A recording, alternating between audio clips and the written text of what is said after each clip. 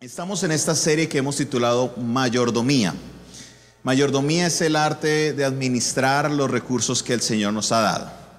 Empezamos admitiendo o aceptando de que todo lo que tenemos no nos pertenece a nosotros. Lo que tenemos le pertenece ¿a quién? ¿A quién le pertenece todo?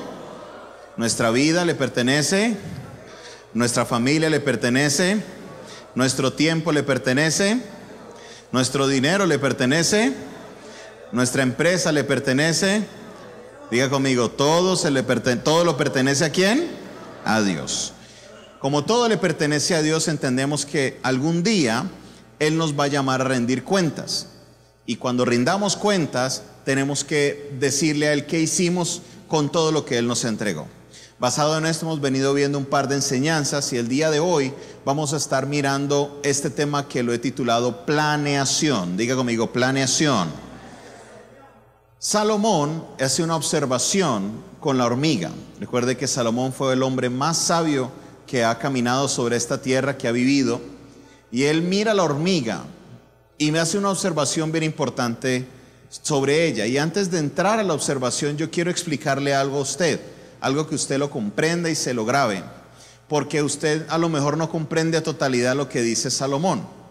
La razón es porque en el lugar donde vivimos, en Colombia, nuestra nación hermosa, es una nación que está en la zona tropical del mundo. En las zonas tropicales no se observan las estaciones, solamente se ve el mismo clima por todo el año.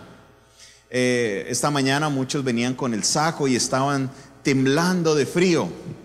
Pero la verdad es que eso no es tan frío. Frío es el que se vive en el norte, en los países del norte. Hablando del caso de Estados Unidos, Canadá, que el frío en este momento está en 15 o 20 grados bajo cero. Eso sí es frío, ¿no? El frío de 15 grados Celsius no es tanto frío. Frío es 10 grados, 15, 20, en algunos casos llega hasta los 30 grados bajo cero. Y todos los años, en esta temporada de diciembre, lo que es desde octubre en adelante, se entra en el otoño, donde empieza el frío, y en el invierno, que es diciembre y enero, es aún mucho más frío. ¿Por qué es importante entender esto, mis hermanos? Porque cuando están en la temporada del frío, las temperaturas están siempre bajo cero. Y cuando el agua está bajo cero, ¿qué sucede con el agua? El agua se congela. Las matas, las plantas dependen del agua. Y si el agua está congelada, obviamente las plantas se van a morir. Por esa razón, cuando empieza el otoño, usted nota de que los árboles las hojas empiezan a secar y se le caen las hojas a los árboles, porque los árboles saben, o los árboles empiezan a sentir que los recursos de agua no son los mismos, los recursos subterráneos, entonces entran en un modo de conservación de energía. Dejan caer todas sus hojas para que las hojas no les saquen la energía que ellos necesitan preservar para poder llegar al siguiente primavera. Cuando viene la primavera es porque las aguas subterráneas empiezan de nuevo a circular, entonces las flores o las matas empiezan a florecer, los árboles empiezan a reverdecer. Si usted ve una foto de invierno, usted rara vez va a encontrar un árbol verde, con la excepción de uno o dos, que por lo general es el pino. El pino tiene la capacidad de sobrevivir verde en las temperaturas extremas, y que yo sepa ningún otro. Puede que hayan otros más. Por esa razón, cuando se ve la figura de Navidad, casi siempre es un árbol de pino, que es la época del invierno. Salomón hace esta observación y dice lo siguiente: mire a la hormiga. La hormiga no tiene jefe. ¿Usted ha visto alguna vez la hormiga dándole órdenes a otra hormiga? ¿Usted ha visto? ¿Quién ha visto las hormiguitas?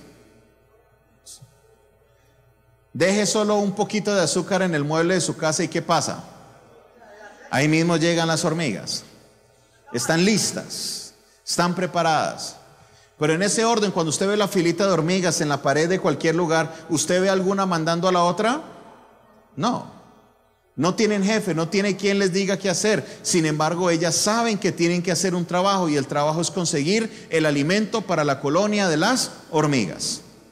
Y en el caso de las 4 estaciones, si ellas salen a buscar comida en el invierno, no la van a encontrar, porque no hay plantas, no hay matas, no hay alimento para ellas en la naturaleza. Lo van a encontrar en las casas, pero en la calle no van a encontrarlo. Entonces, ¿qué hacen ellas? Ellas empiezan a trabajar fuerte en lo que es el verano, en la época de la cosecha, para poder guardar lo suficiente cuando llegue la época de la escasez, haya alimento.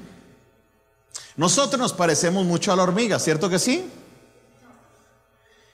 Pasa diciembre con su alegría y llega el mes de enero y todos están pero bien, ¿cierto? El mes de enero están pero bien pelados, dicen aquí. ¿Por qué razón están bien pelados? Porque llegó diciembre con su alegría y con todas sus finanzas, y así como recibimos, así nos las gastamos. Algunos hermanos los veo flaquitos en enero y les pregunto si están ayunando, pero no ayunan porque quieren, sino porque les toca. Se gastaron en diciembre lo que tenían y hasta la siguiente quincena. Y eso no es lo que Dios ha diseñado para que hagamos. Dios anhela que nosotros seamos buenos administradores. Dios quiere que seamos buenos administradores. Para ser buenos administradores hay que planear. Hay que ejercer una planeación. La hormiga no tiene un calendario, la hormiga no tiene una agenda. La hormiga sabe que después del verano viene una temporada de invierno y entonces trabaja para ahorrar y no morirse en el invierno. Nosotros como seres humanos hay cosas que sabemos que vienen, hay cosas que sabemos que tenemos que hacer. Sin embargo, no nos preparamos para ellas. Le hago una pregunta: ¿cuántos de aquí saben que se van a morir? Levante la mano. Si usted no sabe que se va a morir, le traigo buenas noticias o malas noticias. Usted se va a morir. Si no lo sabía, ya lo sabe. ¿Cuántos de ustedes están preparados para su muerte? Tienen todo listo, hablándolo desde el punto de vista material, ¿no? Tienen el lote listo, tienen el plan exequial, o le van a dejar deudas para que sus hijos se pongan a pelear por eso. ¿Usted ha visto una familia peleando por el funeral?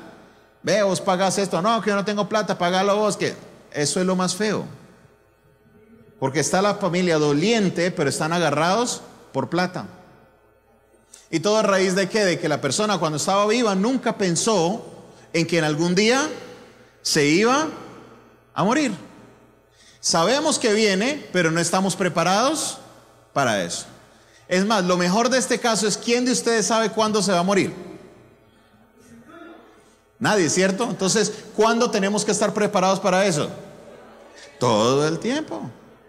Sin embargo, gran porcentaje de nuestra población no está preparado para eso. Vamos a mirar el caso de Nehemías y vamos a mirar cómo Nehemías fue una persona efectiva en la labor que Dios hizo. En el caso del libro de Nehemías, que vamos a estar leyendo el capítulo 1 y el capítulo 2, observamos algo excepcional.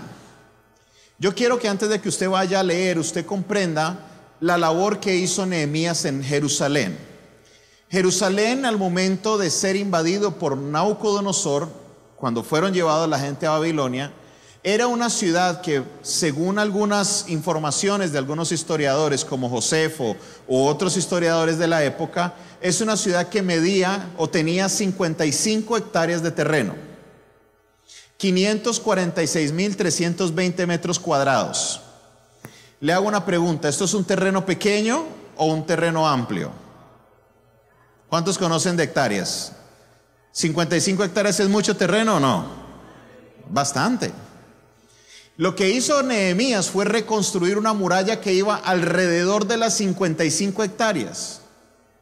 Para que usted tenga una idea, esta iglesia, todo este auditorio, tiene aproximadamente 1.200 metros cuadrados. Y las murallas que había que construir eran para 546.000 metros cuadrados.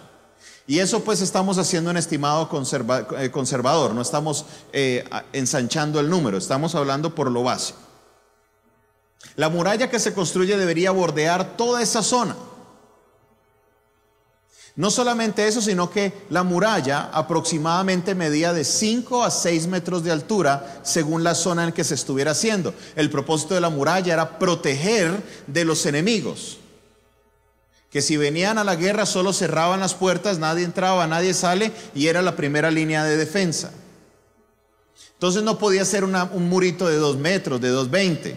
Tenía que ser un muro de entre 5 a 6 metros de altura. Para que usted lo dimensione, desde este piso, aquí desde donde yo estoy, hasta esta parte del techo, ahí hay aproximadamente 6 metros de altura.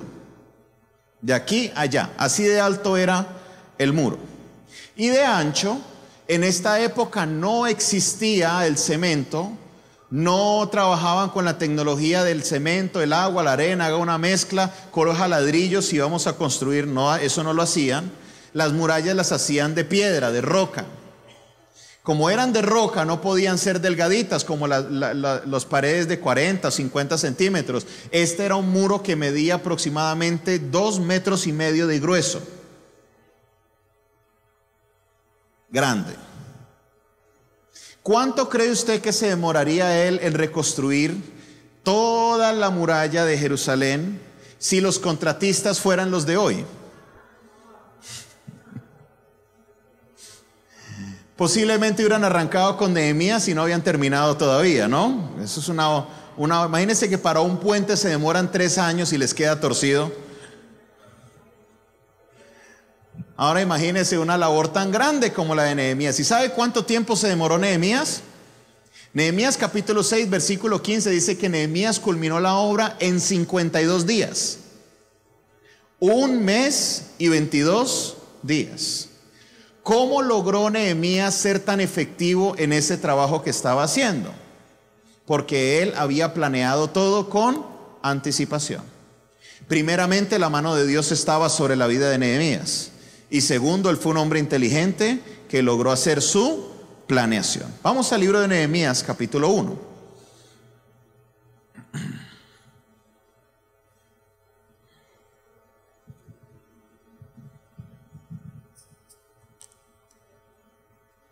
Y vamos a leerlo del versículo 1 en adelante. Cuando usted lo encuentre, me lo deja saber de alguna manera.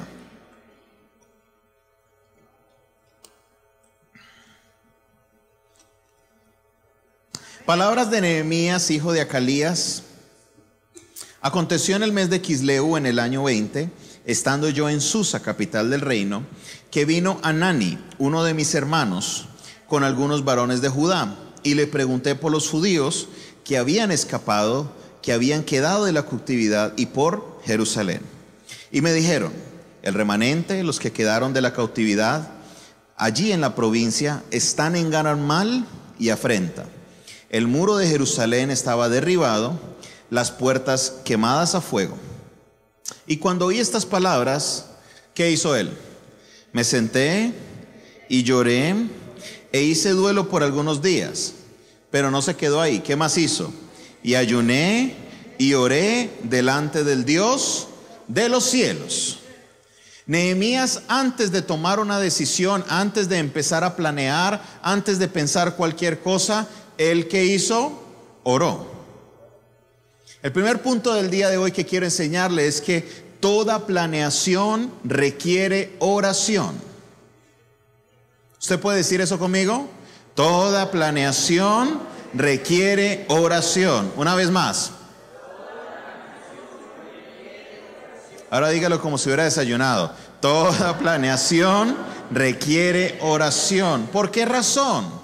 Si entendemos que mi vida le pertenece a Dios, que mis planes le pertenecen a Dios, que mi casa le pertenece a Dios, ¿quién más sabe de lo que se debe hacer en ese lugar? Pues Dios.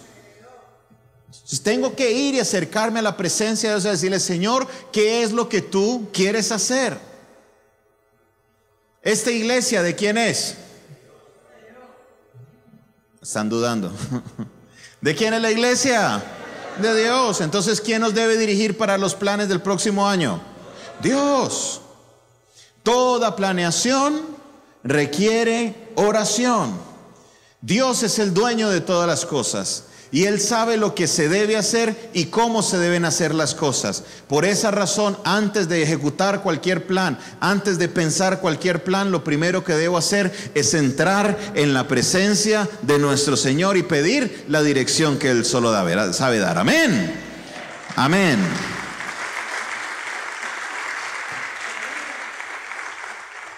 La segunda razón la encontramos en Santiago capítulo 1 versículo 5.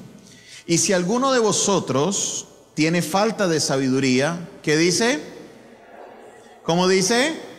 Pídala a Dios, el cual da a todos abundantemente y sin reproche, y le será dada. Toda planeación requiere que usted tenga un nivel de sabiduría para planear las cosas. ¿Y quién nos puede dar la sabiduría? Entonces, por esa razón, con mayor razón, toda planeación requiere de oración. Por medio de la oración Dios me mostrará qué es lo que se debe hacer, y por medio de la oración Dios me va a dar la sabiduría para poderlo realizar. Número 2. El libro de Proverbios capítulo 11. Vaya conmigo a ese libro. Libro de Proverbios capítulo 11, versículo 14.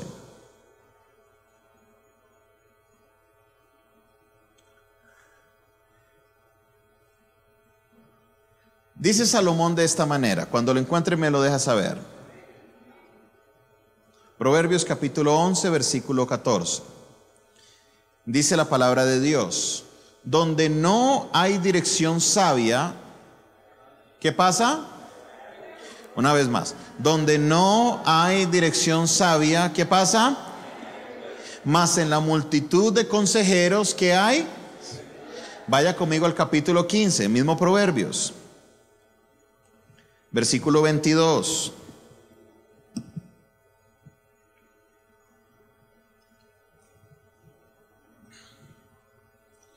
Los pensamientos son frustrados donde no hay consejo, mas en la multitud de consejos, ¿qué pasa con los planes? Una vez más, vuelva a leerlo conmigo. Los pensamientos son frustrados donde no hay consejo, mas en la multitud de consejeros, ¿qué pasa con los pensamientos? Se afirman. Mis hermanos, Dios ha formado y ha preparado personas alrededor suyo, con mucho talento, con mucha experiencia, con una capacidad que a lo mejor y seguramente usted no la tiene. Y nosotros necesitamos rodearnos de personas sabias, de personas entendidas, para poder ejecutar los planes que Dios tiene para nosotros. Hace 2 años la iglesia empezó una construcción al frente, que es la construcción de nuestro colegio, y en ese momento nunca había dirigido ningún proyecto de construcción, nunca. No sabía cómo empezar, no sabía cómo terminar. Pero gracias sean dadas a Dios que en la iglesia hay un cuerpo de ancianos, consejeros, que sabían cómo hacer una construcción. Hay ingenieros, hay maestros de construcción, hay de toda clase de personas conectadas con la construcción, y me tuve que sentar a hablar con ellos. Y bueno, ¿cómo se hace esto? ¿Por qué? Porque en la multitud de consejeros los planes se afirman. Dios no anhela que sus planes sean frustrados. Dios anhela que nuestros pensamientos sean afirmados, especialmente si son planes que provienen ¿de quién? De Dios. Necesitamos rodearnos de personas sabias y entendidas en el tema. No le dé pena acercársele a alguien y decirle: hermano, hermana, necesito un consejo. Hermano, hermana, yo veo que usted sabe de este tema, ¿por qué no me da una asesoría? Hermano, hermana, vea, yo sé que usted es bueno en esta área, ¿por qué no me enseña algo? Y usted va a notar que la mayoría de personas no le van a cobrar por su conocimiento. Al contrario, estarán contentos de compartir algo de conocimiento con ustedes. Eso sí, sepa a quién pedirle asesoría. Si hay una persona que ha construido 2 edificios y se le cayeron, no le pide asesoría a esta persona de cómo construir. Pídale a las personas que tienen experiencia y han hecho cosas buenas. Amén. Necesitamos asesoría. ¿Cuál es el primer punto? Toda planeación Dígalo fuerte conmigo. Toda planeación requiere oración. Número 2, toda planeación requiere de asesoría. Número 3, vaya conmigo al libro de Nehemías capítulo 2.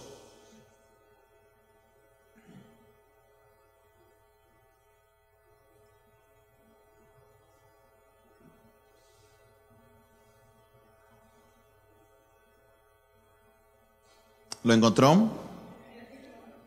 Sucedió en el mes de Nisán, en el año 20 del rey Artajerjes, que estando ya el vino delante de él, tomé el vino y lo serví al rey. Y como yo no había estado antes triste en su presencia, me dijo el rey: ¿por qué está triste tu rostro? Pues no estás enfermo. No es esto sino quebranto de corazón. Entonces temí en gran manera. Y dije al rey: para siempre viva el rey. ¿Cómo no estará triste mi rostro cuando la ciudad, casa de los sepulcros de mis padres, está desierta y sus puertas consumidas por el fuego? Me dijo el rey: ¿qué cosa pides? ¿Qué hizo él? ¿Está leyendo conmigo?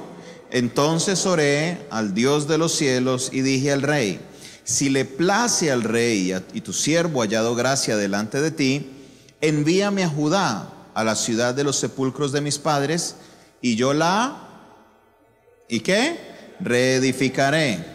Entonces el rey me dijo, y la reina estaba sentada junto a él: ¿cuánto durará tu viaje y cuándo volverás? Haga una pausa ahí. ¿Nota usted que no dice cuánto tiempo era, pero el rey le dio una respuesta positiva? ¿Cree usted que Nehemías sabía cuánto tiempo se iba a demorar en la construcción o no? Entiéndame el siguiente punto. Empieza el capítulo diciendo lo siguiente. Dice que él tenía la copa de vino servida para el rey y que él ya lo iba a tomar. Quiere decir que Nehemías era un copero. El copero tenía el trabajo de probar todo el vino que el rey se debía tomar antes de tomarlo el rey. El protocolo era: le servían el vino al copero, el copero lo probaba y la gente esperaba un rato.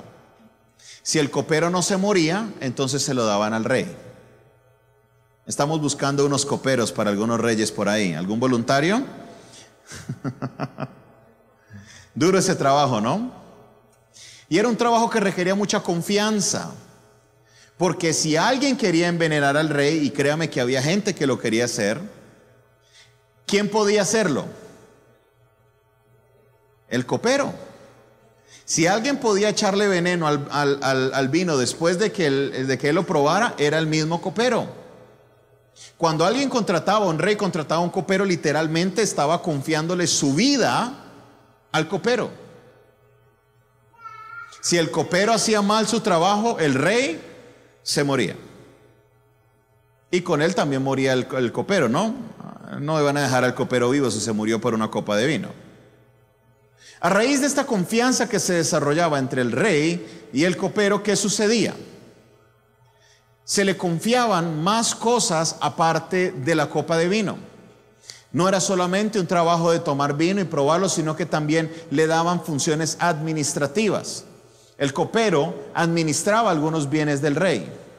Por esa razón existía tanta confianza. Usted nota que hay una muy familiaridad entre Artajerjes y Nehemías. Artajerjes mira a Nehemías y le dice: vea, yo lo veo que usted está como triste, pero yo sé que no estás enfermo, lo que tienes es un problema del corazón. Dice: ay, sí, es que la ciudad de mis padres está destruida. Y le dice el rey: ¿qué cosa pides? Pues por favor, mándeme. ¿Por cuánto tiempo? Nehemías sabía. Y no solamente se queda ahí, pero Nehemías continúa diciendo, mire lo que dice, versículo 7. Además le dije al rey: si le place al rey que se me den cartas para los gobernantes al otro lado del río, para que me franqueen paso hasta que llegue a Judá, y carta para Asaf, guarda del bosque del rey, para que me dé ¿qué? Para que me dé ¿qué? Madera para enmaderar las puertas de la casa, del palacio de la casa, para el muro de la ciudad y la casa en la que yo estaré. ¿Y qué sucedió? Y me lo concedió el rey según la benéfica mano de Dios sobre mí. Nehemías no solamente se sentó a planear cuánto se iba a demorar, cómo lo iba a hacer, sino que pensó también en los recursos. Todo plan para llevarse a cabo requiere de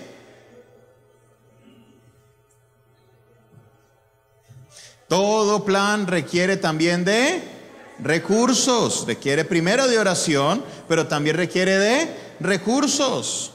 Usted puede tener un muy buen plan diseñado. Usted puede estar orando todo el día por ese plan, pero si usted no sale a conseguir los recursos, ese plan se queda en un plan. Como los planes de todos los años de bajar de peso. Todo mundo tiene meta en enero de bajar de peso, pero no quieren ir ni a bajarle a la comida ni a subirle al ejercicio. Entonces, ¿qué va a pasar? Eso se quedó en un plan. Pastor, este año me caso, ¿sí? ¿Ya invitó a alguna muchacha a salir, al menos a comer heladito? No, pastor, a mí me da pena. La que es me va a buscar. Siga así, mijito. Todo plan también requiere de recursos, de que yo salga a conseguir esos recursos, de que yo salga a tocar las puertas, porque si no, eso siempre se va a quedar en un plan.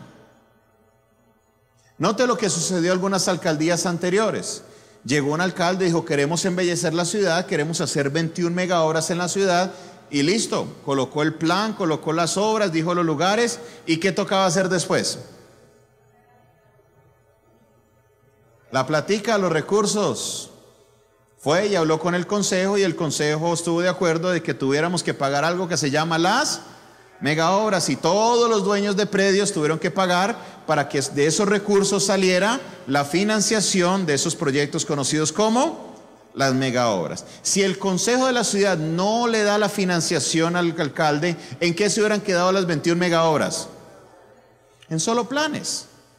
Algunas se han cumplido, otras están esperando a que se cumpla, pero se hubiera quedado, ni siquiera hubiera arrancado, porque se quedó todo en un plan. Te hago una pregunta: ¿cuántos planes se han quedado frustrados en tu vida porque te hicieron falta de recursos? Piénselo. ¿Cuántos planes se han frustrado por falta de recursos? Cuando no planeamos por los recursos, sucede esto: los planes se frustran, y con la frustración nos quedamos nosotros tristes, porque anhelábamos hacer algo mejor, porque queríamos hacer algo mejor. Es más, muchos de esos planes ni siquiera son para uno. Uno hay veces quiere hacer los planes por la comunidad, para ayudar a personas, pero si no hay los recursos, no se puede. Tenemos que planear también los recursos.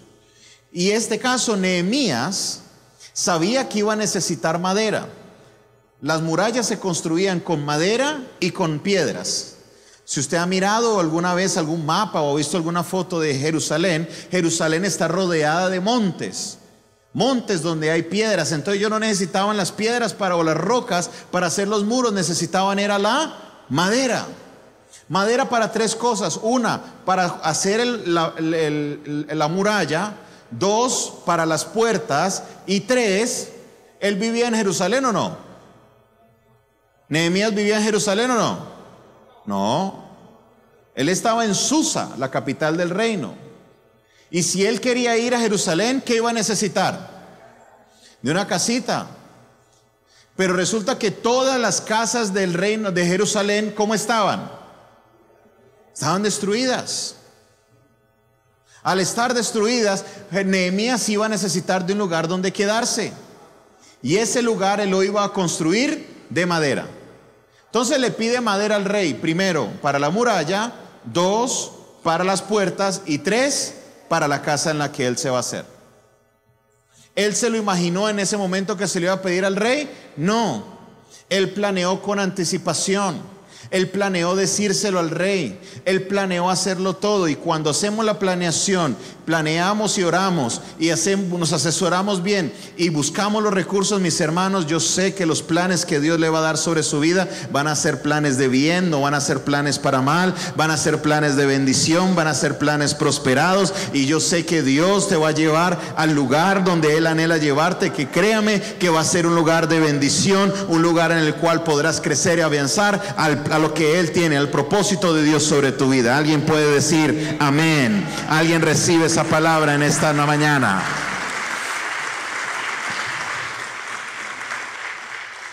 Pero ¿qué es lo que sucede la mayoría de las veces, mis hermanos? No planeamos, no nos preparamos. Y al no planear y prepararnos, hay cosas que pedimos que deben ser bendición para nuestra vida, pero ¿sabe qué terminan siendo? Una carga. Muchos oraron por mucho tiempo: Señor, dame una esposa, Señor, dame una esposa, Señor, dame una esposa. Y ¿sabe qué? El Señor les da la esposa. ¿Y sabe qué pasa después de 2 años? Señor, esta esposa. No planearon, no se prepararon.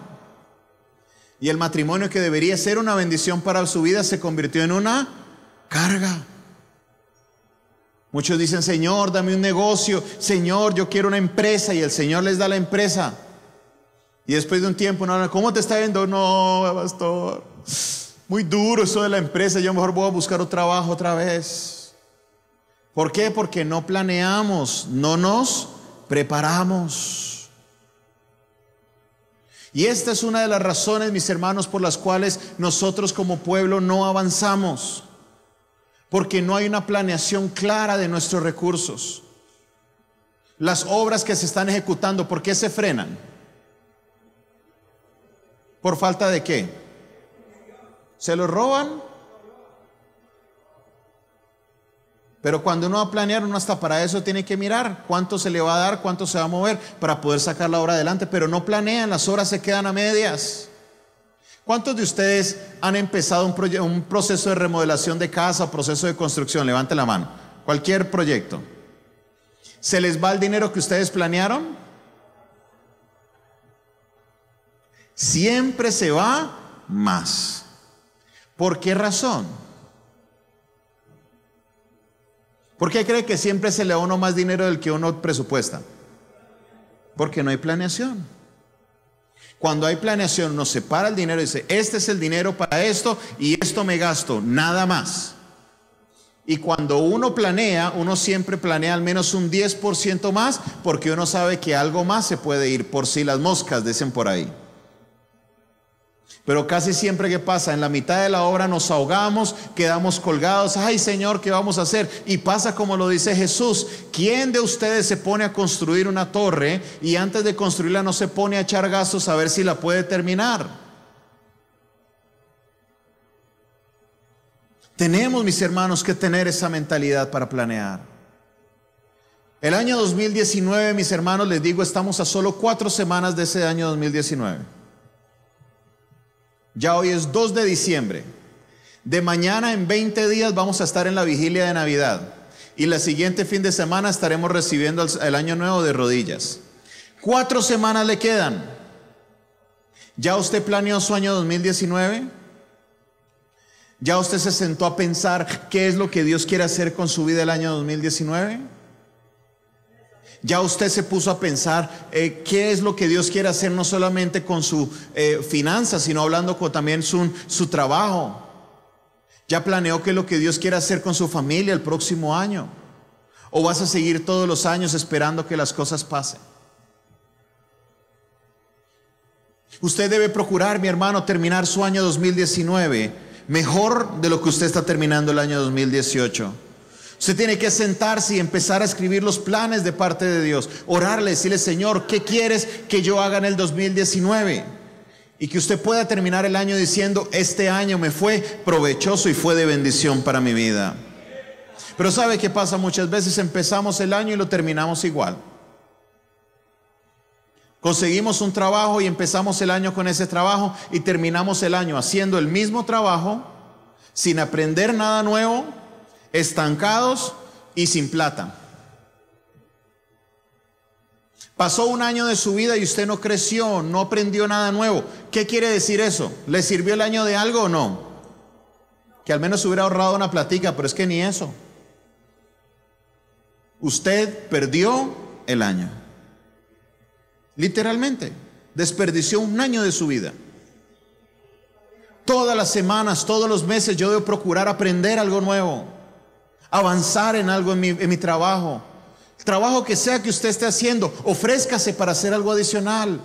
Haga algo más, vaya la milla extra. Deje la actitud, no es que a mí no me pagan para eso, o sea, si yo lo voy a hacer, que me paguen.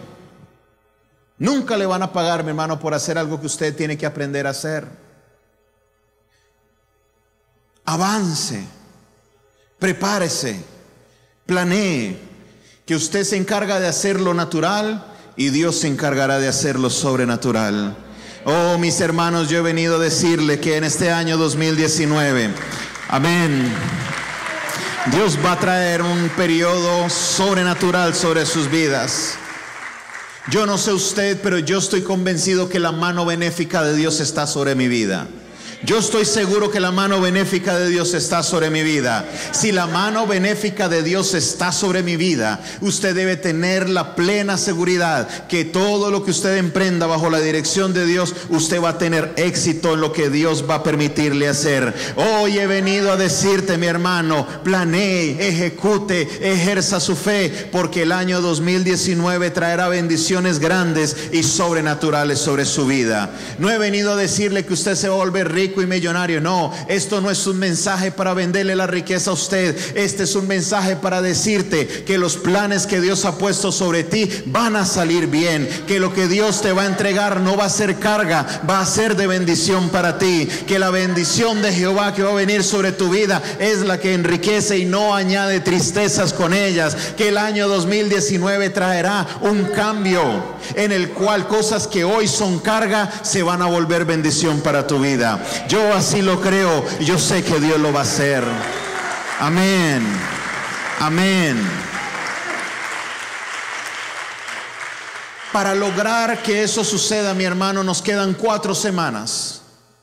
4 semanas en las cuales Dios los va a preparar a ustedes para eso que Él va a hacer. Y para eso necesitamos ¿qué? Recursos. Y los recursos llegan por la bendición de Dios. Y yo estoy seguro que la bendición de Dios está sobre esta iglesia. La bendición de Dios está aquí. ¿Sabe cómo llega la bendición de Dios aquí a la iglesia? Le explico el ciclo. Dios tiene que traer primero una bendición sobre ustedes, para que luego esa bendición pueda llegar a la iglesia.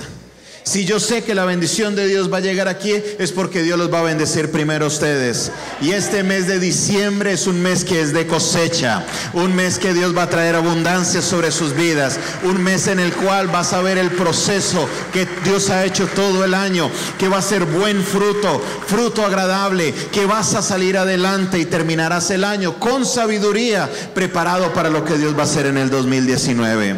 Yo sé que así lo va a hacer. Prepárese, hermano, planee. Mire, nosotros hace 4 años que el Señor me permitió tomar la iglesia. Me enfoqué en algunas cosas por falta de capacidad o por momentos que lo distraen a uno. Descuidé algunas cosas. Dentro de las cosas que dejé pasar en alto estaba nuestra finca.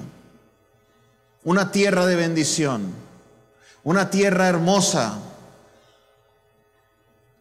Y hace 1 año, el Señor me habló y me dijo, todas las áreas de la iglesia tienen que ser productivas. Y en el momento en que Dios me dice eso, la finca se volvió una carga. ¿Por qué? Porque no estaba produciendo, había que pagar salario, había que pagar servicios, había que pagar cualquier daño, pero no estaba produciendo. Y yo me aferré a esa palabra que dice que la bendición del Señor es la que enriquece y no añade tristeza con ella. Entonces me senté y dije, vamos a meterle mano a esto y vamos a planear y vamos a hacer las cosas bien. El Señor nos entregó un proyecto en el cual vamos a hacer que la finca se convierta en una finca cafetera. Toda la parte que se puede sembrar. La parte del campamento sigue en la parte baja, pero del auditorio, los que conocen la finca, para arriba hay casi 1 hectárea que está ahí. Y vamos a hacer que la finca se vuelva productiva. Vamos a hacer que la finca produzca. Y vamos a empezar. Hicimos un cambio de personal y Dios ha colocado personas idóneas que a ustedes de verdad no les tocó nada. Porque en la mañana, desde las 7 de la mañana, nos habían traído manojos de cilantro, manojos de cebolla larga, teníamos guineo, banano, naranja, y nos llegó la primera parte del café que ya estaba tostado y molido. No duró ni 15 minutos ese café allá atrás. Se vendió todo, todo. No se los puedo mostrar, pero si hubieran venido temprano se los... Una gran bendición.